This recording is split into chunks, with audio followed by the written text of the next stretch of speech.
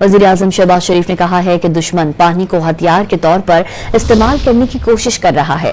इस्लामाबाद में national emergency centre में बात करते हुए वज़ीर आज़म का कहना था कि सालसी अदालत में भारत को सुक्की का सामना करना पड़ा है। अदालत ने कहा है कि भारत यकतरफा तौर पर सिंतास मुआहदे से नहीं निकल सकता, ताहम फैसले के बावजूद भारत नापाक अज़ाइम रखता है। कहा कि पाकिस्तान पानी ज़ख़ीरा करने के मुतबादिल ज़राए तामीर करेगा।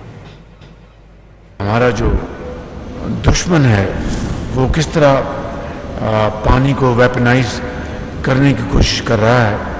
अभी उसको एक इंटरनेशनल कोर्ट में बहुत सेटबैक हुआ जब इंटरनेशनल कोर्ट ने ये फैसला दिया कि हिंदुस्तान 1960 के ट्रीटी के तहत इंडस वाटर ट्रीटी उसमें किसी तौर पर भी उसको वो यकतरफा तौर पर ना सस्पेंड कर सकता है ना उससे निकल सकता है, लेकिन वो एक अनफॉर्चुनेटली उसके अज़ाइम बहुत ख़तरनाक हैं, नापाक अज़ाइम हैं।